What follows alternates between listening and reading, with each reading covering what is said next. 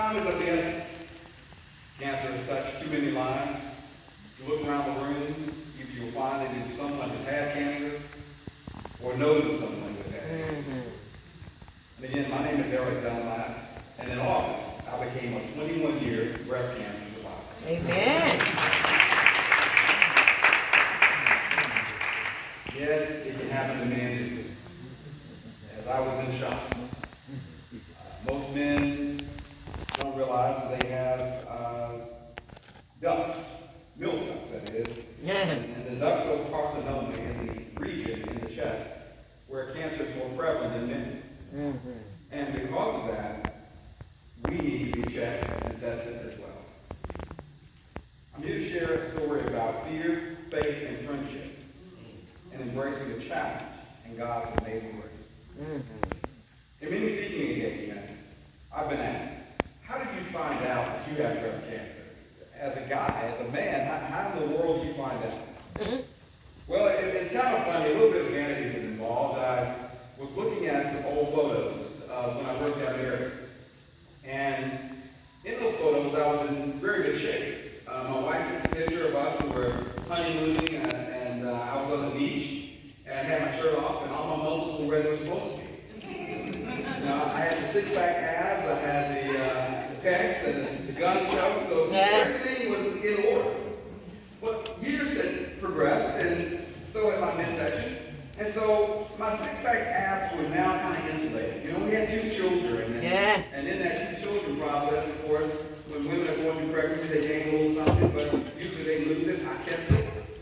And so I knew there was something I needed to do. And so I said, I got to get into good shape, because those photos, I could have been in the GQ magazine or Every Man or something. That kind of ad work there, but suddenly those abs gone. So I said, well, let me go ahead and start doing an exercise regimen that would help me expedite my return to that body that I saw in those photos. And I also liked the way that my wife was looking at me at the time. And I was, so I thought that would be an incentive as well. So I began doing this crazy workout. I was doing sit-ups, push-ups, curls, and I was doing so many push-ups. I got to the point I completed 100 push-ups, and I was still like, I was going to be doing really well. Unfortunately, I felt some excruciating pain in my chest, and I thought, okay, maybe I've overdone this, and I reached up to clutch my chest, and the pain just kept resonating. And on a scale of 1 to 10, it was about 15. And so I'm in the basement working out by myself. My wife is upstairs, my two little boys that were 13-month-old at the time and a 3-year-old at the time. And I called her to come to the basement, and she said, what's wrong? I said, I can't get up, my chest is hurting. She's running to call 911. She thinks I'm having a heart attack. I said, honey, before you dial in the numbers, I'm breathing fine. It's just my chest is hurting right now. And so she tried to help me stand. And this time, the pain was worse than the other time. And I clutched my chest again. And so she said, what's wrong? I said, honey, there's a pain right here, and I'm feeling a lump. A lump that I never noticed before. And she said, let me see if I feel it, just so it's not in your mind. And she noticed it as well.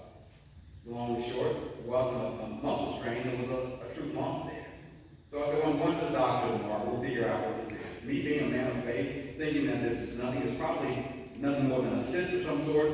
They'll drain it, we'll get finished with that, and we'll go from there. I go to the doctor, he looked at me and he said, how long has that been there? I said, I just noticed last night. And then he kind of nodded his head. He said, I thought that this was going to be a cyst that we could drain. We could do something with it. But it's a mass. So we need to do more testing. But when I looked over his shoulder and watched how fast he was writing, he wrote surgical oncologist. Now, in my mind, I'm thinking he's just being very, very cautious and going to do some preliminary testing or recommend and such. And he called for his assistant to come in the office, and he leaned over with me and said, get him an appointment immediately. Now, I could hear all of this, and I'm thinking, wait a minute. Now, first he writes surgical oncologist, the second he tells her to get me an appointment immediately. So obviously he's recognizing this could be more serious than I could at this time, and I'm still being a man of faith, thinking he's just being very precautionary. And I go to see the surgical oncologist the next day. But before I get to the surgical oncologist, I asked him, so why did you mention surgical oncologist? Why did you say immediately? He said, well, I don't know how long this has been in your body. I just want to check it out and rule out anything. I said, okay. I go see the surgical oncologist, and 3 days later, I'm diagnosed with breast cancer. Now, of course, when you hear breast cancer, or any cancer, and your name in the same sentence, it changes everything. And your perspective is first trying to kind of gain balance. It's almost as if someone has knocked you off your feet, you're trying to restand it and refocus and be strong man as you're supposed to be. But this is a body shot and a head shot at the same time. And so when the doctor was saying that I had breast cancer, the only thing that I could think about was how long do I have to live? Because I know sometimes when people get cancer diagnosis, sometimes the next phrase is, you want to get your affairs in order, or you have X number of weeks or months or whatever the case may be to live. And I kept looking in my mind and processing, I have a 13-month-old. I have a 3-year-old. I have a wife. I don't know if I'll see their next birthday. Would I see my 13-month-old turn 2? Would I see my 3-year-old turn 4? Would I celebrate another birthday or wedding anniversary? So these thoughts were running rapidly through my mind. I'm trying to figure out, God, what am I supposed to do? He just said I have breast cancer. But being a man of faith, I said, let me get a second opinion. Although the surgical oncologist mentioned to me that he'd had my report reviewed by 7 pathologists, I still want a second opinion. Now, of course, that sounds strange because he said 7 people have reviewed this. So I'm still seeking a second opinion, but he said, okay, he's got to look like this guy might not be hearing me correctly, but I said 7, but I still wanted that extra. The reason I wanted that extra opinion is because my mother had been diagnosed with breast cancer 4 years before my diagnosis. In that process, I got to know my mother's surgical oncologist. We developed such a rapport that I trusted her. I trusted her with my mother's care, and we had such a dialogue that I felt ready I could share anything with her and vice versa. And so I reached out, I told my mother what had happened. But before I told my mother that I'd been diagnosed, I called the surgical oncologist's office and said I needed an appointment. And they said, is your mother okay? And I said, no, it's not for my mother, it's for me. And they paused for a moment and said, okay, all right, well, we'll gladly try to work you in. Well, in their schedule, well, I'm coming in trying to get a rush appointment. There were others ahead of me. And so they said, we'll see you in another week or 2.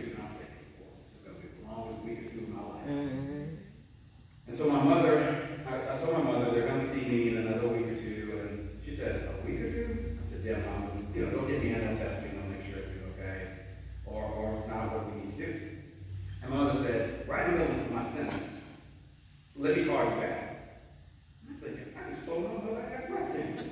And she said, well, I'm going to call you back. I said, well, maybe mom's spiritual, mom's grounded in the Lord, and maybe mom was going to have some prayer time. And so I just said, okay. And 5 minutes later, my phone rings. I'm thinking it's my mother calling me back, but no, it is the hospital calling me back.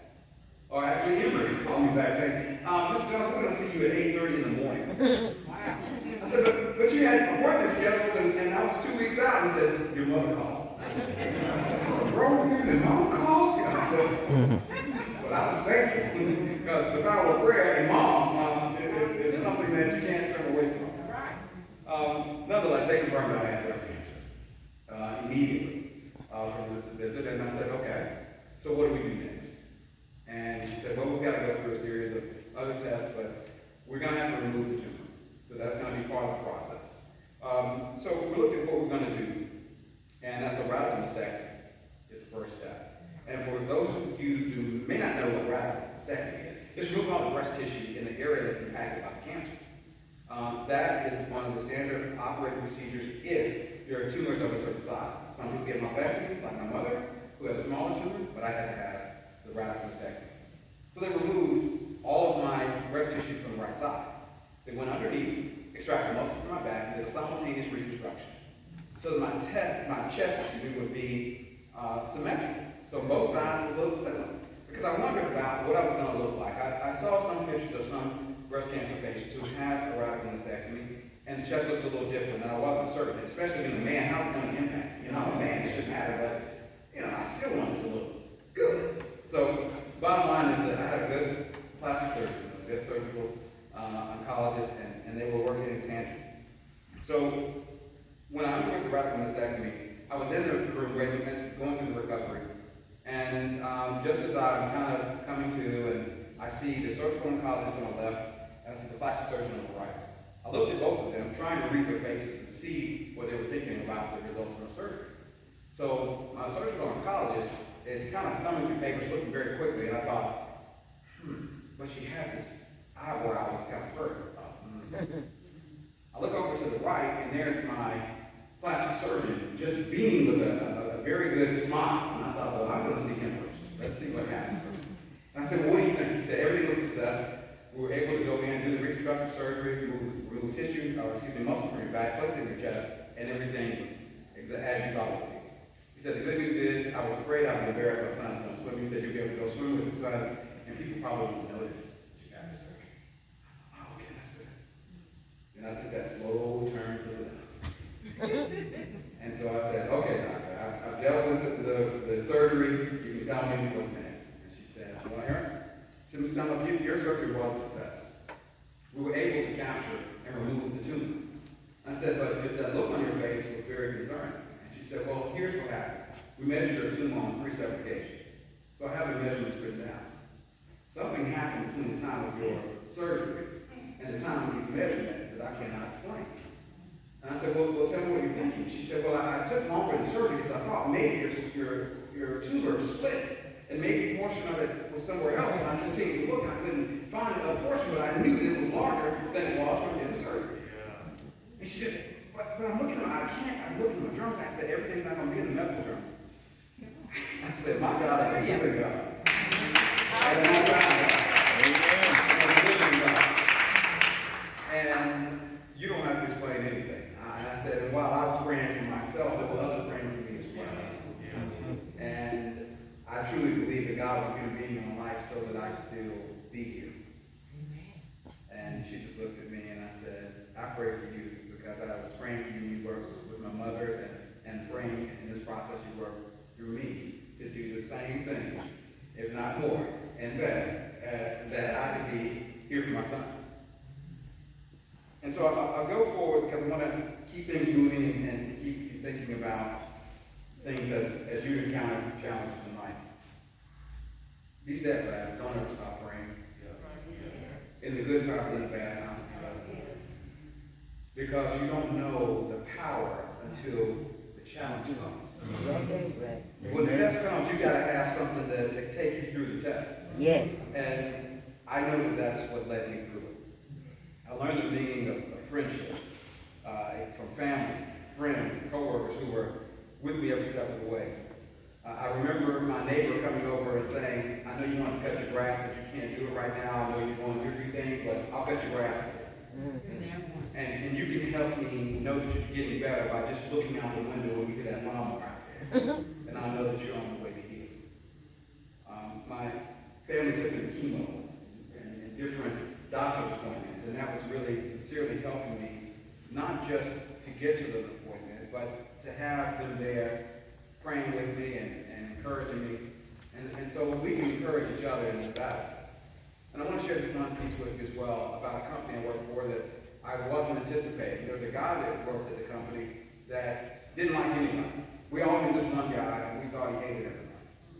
And after my surgery, and I was in recovery, I opened my eyes, and the guy was in my room. And I said, Lord, did I go the wrong direction? I see this guy here, and I shake my head, and I open my eyes, I close my eyes, and he's still there. And I thought, Lord, what is this? What is going on? You know, how did I make a wrong turn, Lord? What happened? I thought I was praying, I was reading, I was doing all. You know, and I look over at him again, and he said, how are you feeling? I was kind of afraid to answer. I'm feeling okay, just a little woozy, you know, trying to kind of collect myself. And he and others in the company, they got together to do a solid fundraiser. And they raised 1 month's salary for me. Amen. Unbeknown to me, they knew that I didn't have short-term disability. So for anybody that doesn't have short-term disability, get short-term disability insurance while your company provides it or allows it. And so that helped us while we were struggling. You can imagine having 2 kids, 2 daycare bills, 2 car notes, a house note, and all the other living expenses. That came in handy. So God was blessing me through the process. Yes. And so as I look toward all the things now, and I look at where I stand today compared to where I was standing when I got that diagnosis. And I know we serve a healing God. And as I mentioned, cancer wasn't unique to my family because my mother was diagnosed with breast cancer. Again, as a man, I didn't think I was in any danger. But we are in danger, man. And one of the problems with cancer is when it metastasizes. So this is why it's so imperative to know that breast cancer can occur because it can leave the breast area and go to other regions of the body. An organ, your brain, your liver, your kidneys, and they can be just growing and you're not knowing. And so I implore all of the medical community to change the input on the forms when you sign into the doctor's office. Ask the questions of men, and then we've got to be vigilant about our own health. The women here, the women at home, the women wherever in our lives need us just as we need them. And we can't be there in our full capacity if we're diminishing in our health. I put it this way, every man knows when the oil change is due on their car. And he's going to get that oil change on time. How about making sure the engine that God gave is functioning on time? Amen. And then we've got to continue to encourage us. Because we're stubborn. We don't believe when you go to the doctor sometimes unless something is wrong. But that is the wrong idea. We need to go to the doctor and make sure that something is still going right. And if we don't go, we won't know. So remember, you can't just assume that because you think you're feeling okay, that everything is okay. Amen. You need to get the blood work. You need to get your A1C checked. You need to get all these tests done so you can make sure that you're functioning at the optimum level. Cancer touched my grandmother. And one of the reasons that I began to go on somewhat of a pilgrimage about what to do about cancer was a promise I made to her at 7 years old. That's when my grandmother died. My grandmother was in a fancy hospital, I thought, but it was hospice. At 7 years old, I just thought my grandmother was in the best hospital, the coolest hospital I'd ever seen. They had these hardwood floors, and the room was set up differently than I'd ever seen a hospital room. But I didn't know at that time until I started to see that she was deteriorating in health. And she got to a point that she was no longer speaking, and she was getting morphine to soothe her pain. She had a rapid mastectomy, and she had chemo, but in the 70s it wasn't working. Or I'll put it this way, the cancer progressed so much that it didn't have the same impact. And so I was sitting in the room with her, and I was holding her hand. My mother left the room with my sister to take to the restroom. My brother was in the room with me, but he wanted to go to the snack machine, as my brother always was at the snack machine, or somewhere there was food, my brother was probably there. And so he made an excuse, I need to go and get a snack. So he left the room, so it was only my grandmother and I sitting in the room. And I held her hand, and I was rubbing her hand, and she hadn't spoken in at least a week, maybe more. And I just kept rubbing her hand and telling her that I loved her. And I said, Nana, one day, I'm going to do something about breast cancer. She opened her eyes and looked over at me and said, I know you will. Those were the last words that she spoke. I didn't know that was prophetic. I'm 7 years old. I'm just saying what I want because I knew I was losing my grandmother that I love so dearly. Who would know that at 55 she would lose her life, and at 55 my mother would be diagnosed with breast cancer. And then 4 years later, I was diagnosed. But here's the other part of the story. My mother's been diagnosed with breast cancer twice. And my mother is still with us today. By the grace and the mercy of God. Yes. And we do share the same surgical oncologist at Emory. I think we're the only mother and son team. But I'm glad to be on her team, and I'm glad that she was on mine. When you get a diagnosis like that, it's really like a storm coming in overnight that you didn't prepare for. And so I look at it as surviving the storm. As I mentioned, fear, faith, and friendship, and embracing the challenge. My faith has been renewed. My fear admonished. My friendships have grown.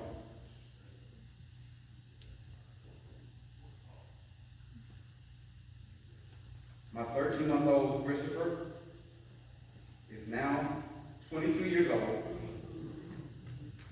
He's a recent graduate of Morehouse College. Amen. And he came here today to support Amen.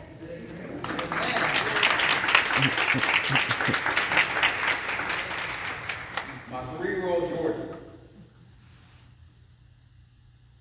is now 25.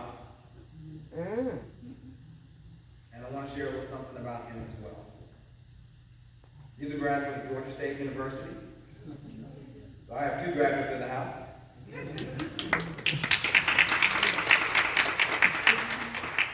And he never allowed me to lay in bed past 6:30 a.m.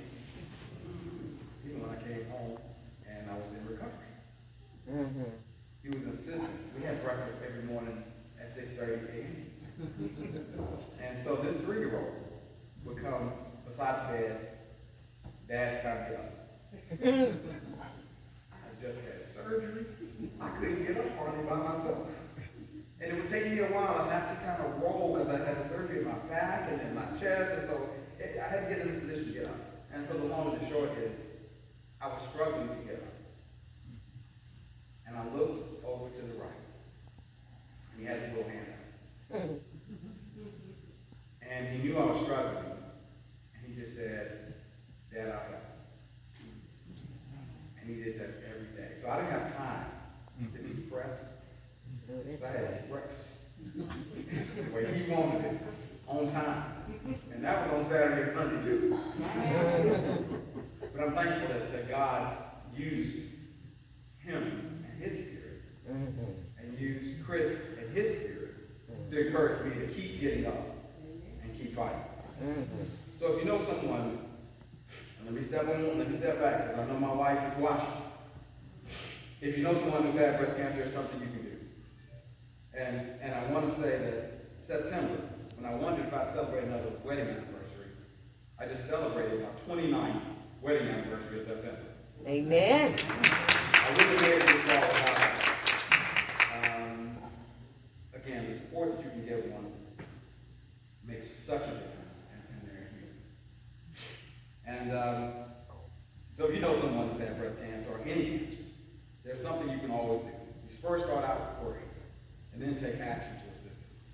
The men, again, it's not just a women's issue. We equally have a responsibility to be vigilant about our health.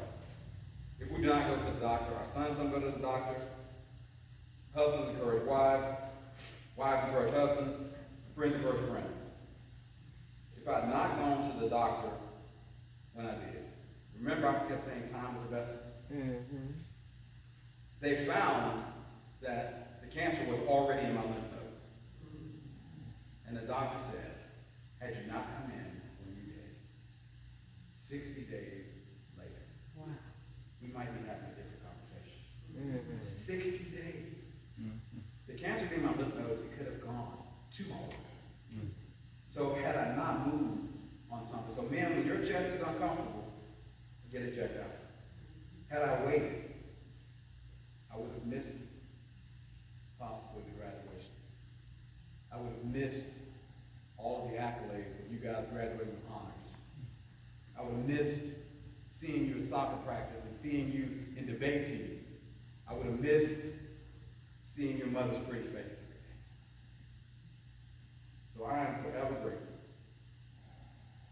And I thank you for taking time to hear this today, but I want you to take action to implement some processes.